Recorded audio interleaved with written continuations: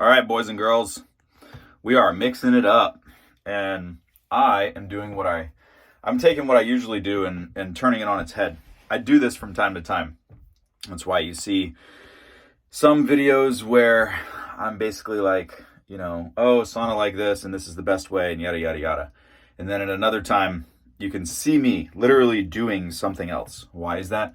Because I test my own schedule sometimes. So I'm in the sauna. It is, I don't know, right now it's probably 7:15ish in the morning. Right now, wake up schedule this week is 5:50 and then 6:15 a.m. fasted workout. And then sauna, and then shower, maybe some decaf coffee. Been on decaf for a little while now. And then eat when I'm hungry. So sometimes I'll push the meal back a little bit, but I try not to go too far. I'm not really attempting to intermittent fast. It just kind of happens a little bit naturally. And then I have days, where I'm super hungry. And so I'll eat within the first 30 minutes of that shower after sauna and workout. I don't get up early enough because I value my sleep more than I value like having time to wake up. So it's very interesting what's happening. The way that I wake up is changing. All right. Actually, let me put this. How can I do this? I don't want to hold this thing anymore. The way that I wake up is changing. So usually I wake up slowly, with coffee. I have like contemplation time in the morning. I have things to like get my mind going before I really start my day, and I take my time with it. Now, this week, what I'm testing is the guys are here at 6:15 for morning workout. And so I want an extra half an hour of sleep rather than the relaxation in the morning. So I get up at 5:50. I'm immediately up. Basically, I'm making my water, moving the truck, getting everything ready, and we're working out by 6:15. That is our start time. And so it's interesting how I can be tired and I'm not as sluggish. Now, I do get tired like around 10 or 11 or 1 or 2 sometimes. Or I have to take a nap in the afternoon, like around 3 if I don't get enough sleep. Like last night, I was probably up a little bit too late. I like to go to bed before 10 or by 10, especially if I'm going to get up at 5:50. About 7.5 hours of sleep and then maybe an afternoon nap is really good for me. If no nap, I can't maintain a schedule like that without a longer sleep duration. That's just my body. But where sauna fits in is I don't usually do my sessions, in the middle of the day or in the morning at all. I usually do my sessions at night. But I'm actually sleeping pretty well. I'm tired because I'm underslept some days, but I'm making it up in a sense other times. But what's interesting is my energy level throughout the morning and my productivity level is increased. I do have a greater slump, sometime midday or late day than I normally would. Just energy levels. It's hard to get going in the morning when you're not used to that. I'm used to relaxing mornings that are slow, some type of coffee, whether I'm on tea or decaf coffee or, I go through spurts where I like to go meet the guys for, coffee at a local place. And I think all that stuff is great. Sometimes I get off on patterns where I am eating the food though, like at these, coffee shops or breakfast places, which isn't that great for me. So I don't do that long term. I'll do it for like a week or two and then I'll stop.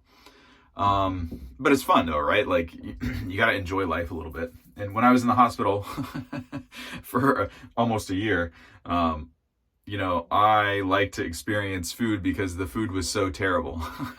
I was like, if this doesn't kill me, the food is going to kill me, right? My family would bring me food from outside the hospital because the stuff that they served was so bad. So for me personally, I will forego, certain hard stops just to enjoy a little bit. Just that's one of my things. But I don't continue it long term. I put a stop to it and then I stop going there for a little while. So I'm not tempted to be in that routine, in that pattern. And so it's the same thing, like if you don't get up early enough to make breakfast, but you're starving and on the way to work, you stop at McDonald's or Burger King or something like that. And, it becomes a habit and then you do it all the time. Is it a big deal if you do it once? No. Is it a big deal if you do it every now and then? No, not in my opinion. But, it's kind of, it goes back to that saying, how you do one thing is how you do everything. I don't know if I necessarily believe that all the way through. there are certain things that I just won't touch with a 10-foot pole. And then there are other things that I can seemingly do in moderation that doesn't really affect, my ability to say no to it long term, which is interesting. But I don't know if that is, I don't know. We don't want to be flirting with the dark side here for too much. But where sauna fits into all this is I like the fact that I can still get good results with fasted workout and fasted sauna. And then it's weird. Some days my hunger curve is shunted or blunted, or it's a weird delay. Usually when I get up in the morning, I'm fairly hungry within the first 30 minutes to 2 hours, right? And I like to have generally a higher protein meal in the morning. I find that stabilizes my blood sugar, keeps me satiated. And then I also have good adequate energy to do, certain stuff. I don't like super, super high carb meals that have any type of, sugar component to them. I find that I need the stabilization of a higher protein meal earlier in the day. I perform better like that. I have better brain energy, more clarity, not as drastic. And some of this is dependent on coffee, right? So when I don't do well right now on caffeinated coffee. It was time for a break for me. So I've been on decaf. I don't really feel decaf much. There's some caffeine in it, but I don't really feel it. It just kind of replaces the ritual. There's probably a better choice. In the past, there's been a coffee substitute that I've tried. I think it was like an ashwagandha blend, or like some type of tea-chino, or some type of, something that's actually not coffee, that has a different profile. The acidity of certain drinks like that, when you take a break from them, can be very beneficial, in my experience, to trying something that has a different profile. Not because of the caffeine content, but because of the way it digests and the way it interacts with the rest of your diet. Obviously, if you go changing things like, doing fasted cardio in the morning, or changing your diet altogether, that plays a role. So you could take, the analysis of that one thing and turn it on its head, kind of like I'm doing. I like nighttime sauna sessions as a way to relax.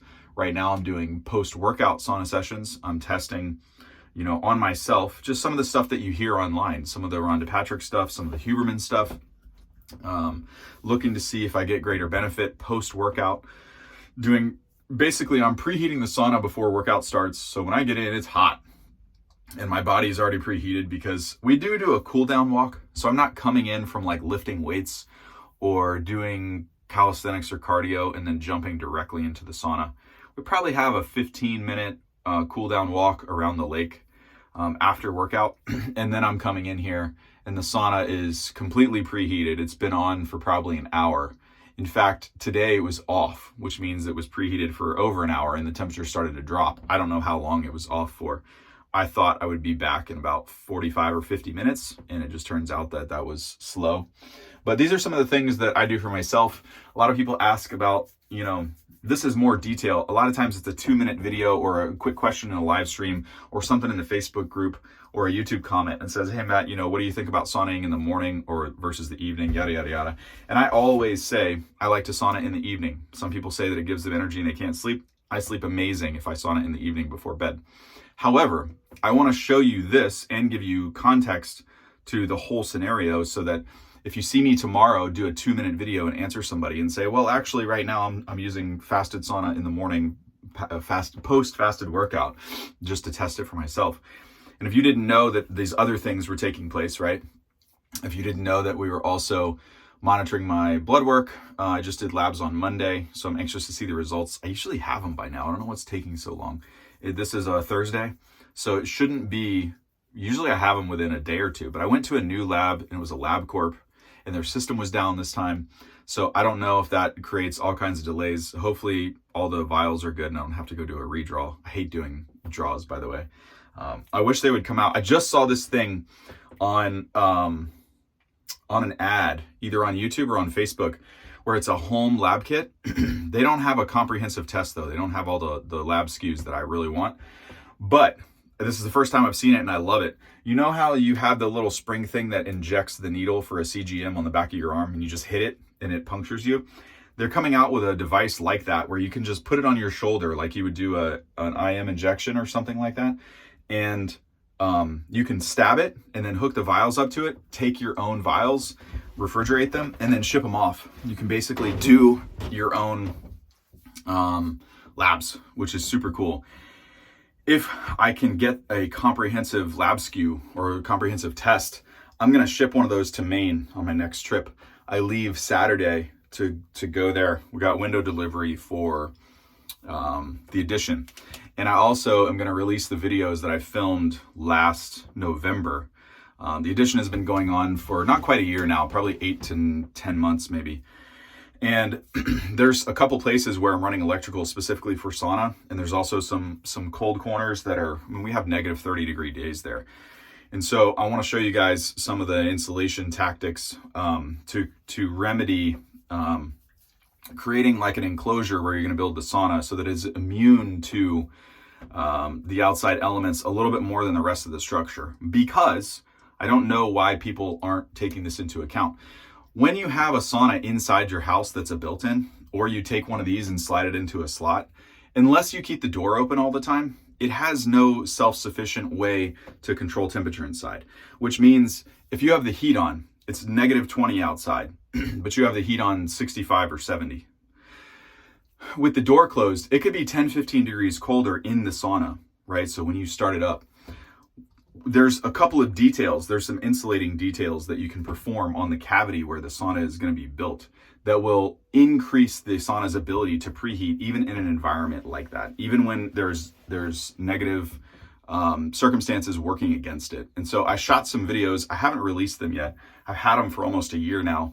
But now that I'm going back for the window delivery and we're going to cut the openings, you'll be able to see where the installation detail falls in the room where the sauna is going to go. And I want to show this to you guys because I think it will help anybody who's doing a renovation, anybody who's looking for a custom infrared sauna, anyone who's looking to just do anything like that. If you're looking to build a cavity and you have a house in a northern climate or climate zone, well, there's a bunch, it just depends. There's a threshold to it.